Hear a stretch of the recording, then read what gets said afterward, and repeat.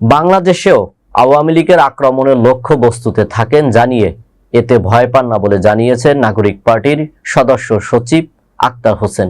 বিস্তারিত ডেস্ক রিপোর্টে। New York ম্যানহাটনে grand হায়াত হোটেলের সাংবাদিকদের সঙ্গে আলাপকালে তিনি একথা বলেন। তিনি বলেন, আওয়ামী লীগের সন্ত্রাসীরা যে ধরনের সন্ত্রাসী কার্যক্রম আগেও করেছে, এর আগেও উপদেষ্টারা এসেছেন, তাদের উপর তারা এমন আক্রমণ করার চেষ্টা করেছেন। দেশেও আওয়ামী লীগের আক্রমণের লক্ষ্যবস্তুতে আমরা থাকি, এটাতে আমরা কোনোভাবেই ভয় পাই না। নিউ ইয়র্কে বিমানবন্দরে অন্তর্বর্তী সরকারের প্রধান উপদেষ্টা ডক্টর মোহাম্মদ ইউনূসের প্রতিনিধি দলের সদস্য জাতীয় নাগরিক পার্টির সদস্য সচিব আক্তার হোসেনকে লক্ষ্য করে ডিম নিক্ষেপ করে লাঞ্ছিত করেছেন আওয়ামী লীগের নেতাকর্মীরা। এ ঘটনার একটি ভিডিও ভাইরাল হলে সামাজিক যোগাযোগ মাধ্যম সহ সবখানে আলোচনা সমালোচনা ঝড় ওঠে।